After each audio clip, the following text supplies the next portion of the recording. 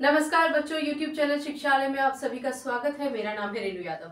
हम पढ़ रहे हैं क्लास 9th का एटम्स, मॉलिक्यूल्स और आयंस, जो है चैप्टर नंबर 3 और उसका पहला लॉ ऑफ कंजर्वेशन ऑफ मास। ठीक है, लॉ ऑफ कंजर्वेशन ऑफ मास का इंट्रोडक्टरी एक लेक्चर ऑलरेडी आप तक पहुंच चुका है और अब हम कुछ तथ्यों के बेसिस पर बात करते हैं, कुछ फैक्चुअल बात करते हैं। ठीक है, पुराने जो लेक्चर था उसमें भी फैक्चुअल बात थी, लेकिन ये एक्सपेरिमेंट आपके टीचर हो सकता है कि आपको लेबोरेटरी में करवाएं।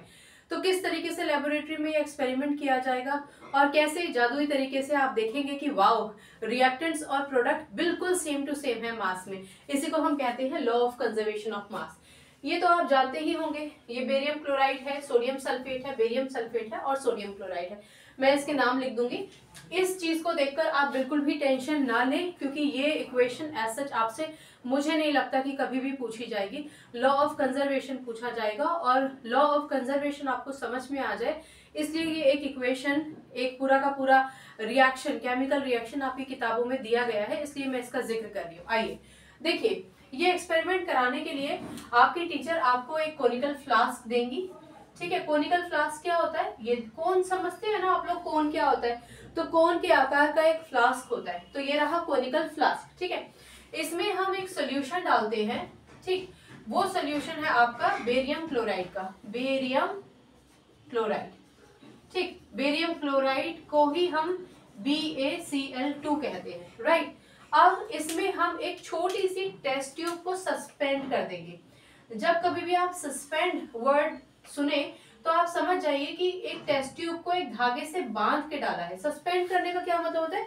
धागे से बांध के किसी भी चीज को लटका देना, सस्पेंड करना। ठीक है, तो ये एक छोटा सा टेस्ट ट्यूब आप देख रहे हैं। इस टेस्ट ट्यूब को हमने एक धागे से बांध के इसमें डाल दिया है और इस टेस्ट ट्यूब के अंदर, यहाँ पर इस टेस्ट ट्यूब के अंदर एक छोटा सा सोल्यूशन है, कम सोल्यूशन है, कम मात्रा में सोल्यूशन है, small amount. Small amount of solution किस चीज का है? सोडियम सल्फेट का, सोडियम सल्फेट। ठीक है, सोडियम सल्फेट का फॉर्मूला होता है Na2SO4।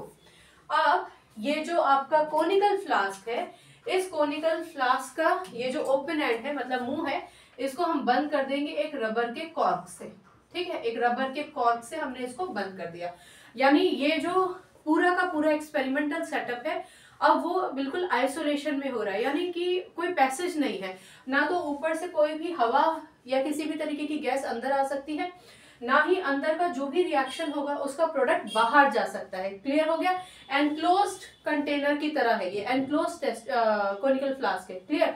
अब क्या करेंगे कि ये जो थ्रेड है जो बाहर तक आ रहा है, ओके फाइन, रुकिए मैं इसको दिखा देती हूँ। ये थ्रेड थोड़ा ना बाहर तक आ रहा था। अब हम क्या करेंगे, इस थ्रेड को थोड़ा सा लूज कर देंगे। जब ये थ्रेड थोड़ा सा लूज होगा तो अल्टीमेटली एक पिक्चर इस तरीके से निकल के आएगी। थोड़ा सा एक छोटा सा पॉज लीजिए, मैं आपको बता दूं, ये कहलाया जाता है कोनिकल फ्लास्क। असल में जब कभी भी हम कोई भी फिगर बनाते हैं ना, तो हमें हर चीज लिखनी चाहिए। तो ये कोनिकल फ्लास्क है। ये क्या है? ये है आपका small test tube, small test tube. ये क्या है? ये है कॉर्क, CORK, कॉर्क। ये क्या है? ये है थ्रेड, THREAD। ये सॉल्यूशन था बेरियम क्लोराइड और ये थोड़ा जो सॉल्यूशन है ये है सोडियम सल्फेट। क्लियर हो गया? चलिए अब पॉज खत्म करते हैं। अब क्या होता है, अल्टीमेटली होगा क्या, किस तरीके से रिएक्शन प्रोसीड करेगी और किस तरीके से एक केमिकल रिएक्शन के बाद प्रोडक्ट बनने वाले हैं, वो हम सुनेंगे। ठीक है, तो अल्टीमेटली वही हमारा सेम सेटअप रहेगा। आपके पास एक कोनिकल फ्लास्क है, इस कोनिकल फ्लास्क में यहाँ पे कॉर्क लगा हुआ था, यहाँ पे एक छोटा सा टेस्ट ट्यूब था और उस टेस्ट ट्यूब को हमने धागे से बांध रखा था और यहाँ पर एक सॉल्यूशन ऑलरेडी था जिसको आप कहते हैं बेरियम क्लोराइड। जैसे ही मैंने ये थ्रेड को सस्पेंड जो कर रखा था, इसको थोड़ी ढील दी, यानी अगर आप इस धागे को ढीला छोड़ देते हैं तो क्या होगा, टेस्ट ट्यूब नीचे गिर जाएगा। जैसे ही टेस्ट ट्यूब नीचे गिरेगा तो टेस्ट ट्यूब का जितना भी सोल्यूशन है, टेस्ट ट्यूब के अंदर जो भी सोल्यूशन है वो इस सोल्यूशन के साथ मिक्सअप हो जाएगा। कहने का मतलब है कि ये जो आपका टेस्ट ट्यूब है, ये मुझे यहाँ नहीं बनाना चाहिए था, मुझे असल में नीचे बनाना चाहिए था, क्योंकि सस्पेंड होगा तो फिर टेस्ट ट्यूब नीचे आ जाएगा ना, बॉटम में। तो जब बॉटम में आ जाएगा टेस्ट ट्यूब, ओके फाइन, ये देखिए ये है test tube, test tube bottom में आ गया। टेस्ट ट्यूब बॉटम में आने की वजह से टेस्ट ट्यूब का जो कंटेंट था, यानी कि सोडियम सल्फेट, ये बेरियम क्लोराइड के डायरेक्ट कांटेक्ट में आ जाता है। इतना समझ में आया? ये फिगर नंबर 1 है जिसमें हमने इसको सस्पेंड कर रखा है, इसका सोल्यूशन इस सोल्यूशन के कांटेक्ट में नहीं आया है। फिगर नंबर 2 में सब कुछ सेम है, लेकिन हमने इस थ्रेड को थोड़ी ढील दे दी है, जिसकी वजह से टेस्ट ट्यूब टेढ़ा होके लगभग नीचे गिर गया है, बॉटम से बिल्कुल पैरेलल हो गया है। इसके अंदर का सॉल्यूशन और ये जो ऑलरेडी कोनिकल फ्लास्क में सॉल्यूशन था, दोनों के दोनों मिक्स हो गए हैं, और मिक्स होने की वजह से एक केमिकल रिएक्शन प्रोसीड हो गई है। ठीक है ना? केमिकल रिएक्शन प्रोसीड हो गई है तो अल्टीमेटली होगा क्या? होगा ये कि जो बेरियम क्लोराइड है और जो सोडियम सल्फेट है, ये दोनों आपस में रिएक्ट करेंगे। ये दोनों रिएक्ट करने के बाद बेरियम सल्फेट और सोडियम क्लोराइड बनाएंगे। ठीक है? अब देखिए एक बात आप समझिए, क्लास 9th में ना केमिकल रिएक्शंस को इलैबोरेट तरीके से नहीं समझाया गया है। मैं समझा सकती हूँ आपको, लेकिन ये इक्वेशन जैसा कि मैंने आपसे कहा आपसे पूछी नहीं जाएगी। ठीक है? चलो फिर भी एक बार सुन लीजिए। Ba जो होता है, Ba is 2 positive, Cl is 1 negative, ये आप तोड़ेंगे, Na is 1 positive, SO4 is 2 negative. तो जब कभी भी ये जो मैं नेगेटिव पॉजिटिव बता रही हूँ ना, ये आयंस होते हैं, ये आयंस। तो as I said 9th standard में इसका कोई डिस्क्रिप्शन एज सच नहीं है, लेकिन अगर आप सुनना चाहते हैं तो इसको सुन लीजिए, आपके काम ही आएगा और समझ में भी आ जाएगा। तो क्या होता है कि कोई भी कंपाउंड ना आयन से मिलके बना होता है। ठीक है?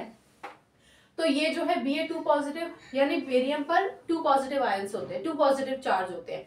ये भी आयन है, ये भी आयन है, पॉजिटिव हो या नेगेटिव हो उसको आयन ही कहते हैं। तो जो मूल बात है वो मैं आपको बता देती हूँ, डेप्थ में हम नहीं जाएंगे। तो जब ये बेरियम क्लोराइड और सोडियम सल्फेट आपस में एक दूसरे से टकराते हैं, मिक्सअप होते हैं, तो ये अपने आपस के कॉन्स्टिट्यूएंट्स अलग अलग हो जाते हैं, यानी Ba2 positive, Cl negative, Na1 positive, SO4 2 negative. तो यहाँ का जो नेगेटिव होगा वो वहां के नेगेटिव पॉजिटिव से जाके मिल जाएगा, यानी Na पॉजिटिव Cl नेगेटिव से मिलके NaCl बना लेगा। और Ba2 पॉजिटिव है, इधर आओ, यहाँ देखो, चलिए, Ba2 पॉजिटिव होता है और SO4 2 नेगेटिव होता है। ये दोनों एक दूसरे से कंबाइन करना चाहेंगे, क्योंकि हमेशा एक पॉजिटिव एक नेगेटिव से कंबाइन करता है, क्योंकि इनके पास इक्वल और अपोजिट चार्जेस हैं। इक्वल अपोजिट चार्जेस कैंसिल हो जाएंगे, प्रोडक्ट बन जाएगा BaSO4। क्लियर? यहाँ पर भी यही हुआ था, देखो Na पॉजिटिव और Cl negative, equal opposite charges थे, कैंसिल हो गया था, NaCl बन गया था। तो इस तरीके से हमारे पास एक प्रोडक्ट बन जाता है, राइट? अच्छा, इसको बैलेंस भी करिए।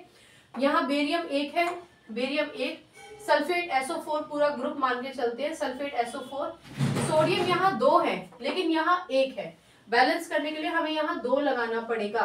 अब Cl भी 2 हो गए, लेकिन Cl यहाँ पहले से ही 2 थे। अगर 9th स्टैंडर्ड के बच्चों को ये इक्वेशन समझ में नहीं आ रही है तो कोई घबराने की बात नहीं है। धीरे धीरे जैसे जैसे आप लेक्चर में प्रोसीड करेंगे और क्लास 10th में पहुंचेंगे तो आपको बिल्कुल सब समझ में आ जाएगा। अभी अगर आपको ये आयंस में टूट जाते हैं और क्रिस क्रॉस करके नए प्रोडक्ट बनाते हैं, अगर इतना भी समझ में आ जाता है तो मोर देन इनफ है, क्योंकि लॉ ऑफ कंजर्वेशन ऑफ मास जब पूछा जाएगा तो ये एक्सपेरिमेंटल सेटअप के बेसिस पे आपको समझाया जा रहा है, लेकिन ये क्वेश्चन लिखो ऐसे नहीं आएगा, एग्जाम में नहीं पूछा जाता। ठीक है ना? चलिए, अब जो मैं आपको समझाना चाहती थी इस सेटअप के बेसिस पे, अब वो सुनिए, वो इम्पोर्टेंट बात है। तो देखिए, जब हमने इसमें बेरियम क्लोराइड लिया तो बेरियम क्लोराइड की मात्रा थी 20.8 ग्राम। ठीक है? 20.8 ग्राम।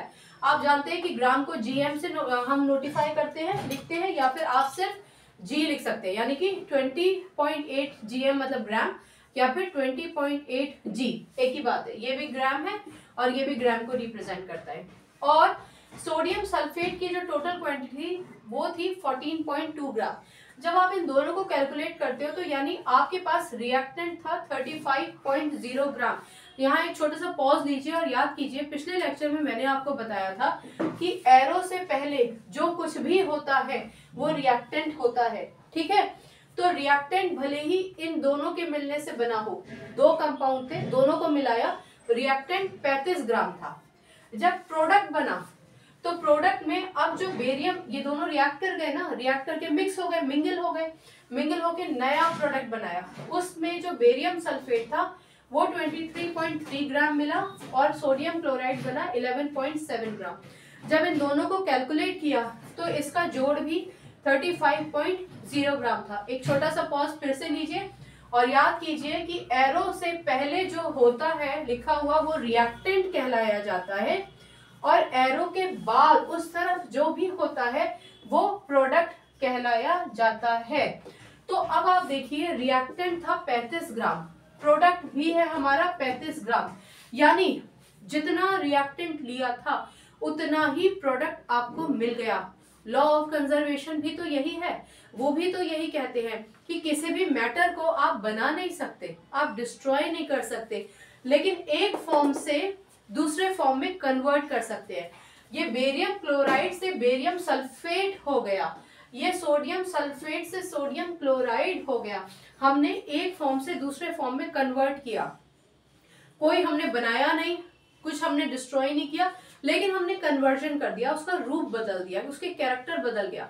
भाई रूप बदल गया, बेरियम क्लोराइड से बेरियम सल्फेट हो गया, सोडियम सल्फेट से सोडियम क्लोराइड हो गया, रूप बदल गया, कैरेक्टरिस्टिक्स बदल गए, सारी केमिकल प्रॉपर्टीज बदल गई, लेकिन यहाँ पर हमने मैटर बनाया नहीं ना, सिर्फ कन्वर्ट किया। और ये सब प्रोसेस किसके जरिए हुआ? केमिकल रिएक्शन के जरिए हुआ। दूसरी जो डेफिनेशन थी वो क्या थी? दूसरी डेफिनेशन थी कि किसी भी केमिकल रिएक्शन में अगर जो रिएक्टेंट्स होते हैं वो रिएक्टेंट्स जितने मास में होते हैं उतने ही मास का आपको प्रोडक्ट मिल जाता है, और यही कहलाया जाता है लॉ ऑफ कंजर्वेशन ऑफ मास। यही कहलाया जाता है लॉ ऑफ कंजर्वेशन ऑफ मास।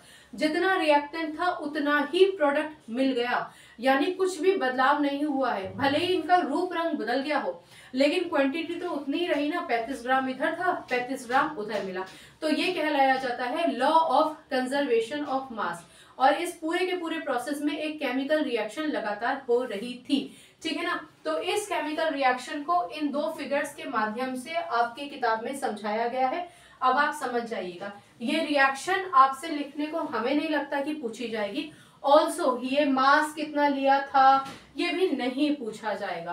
अब अगर आपके दिमाग में एक प्रश्न आता है कि मास का कैसे पता चलता है, तो पहले तो एक बात समझ लीजिए कि अगर आपको किसी भी चीज को वे करना होता है ना, यानी तोलना होता है, मैं इसको मिटा देती हूँ। तो अगर आपको किसी भी चीज को तोलना होता है तो आप क्या करते हैं? आपने पहले बेरियम क्लोराइड देख लिया कितना ग्राम लिया है, सोडियम सल्फेट देख लिया कितना ग्राम लिया है, जो भी आपने फ्लास्क लिया उसका वजन नाप लिया, जो टेस्ट ट्यूब ली उसका वजन नाप लिया, ठीक है ना।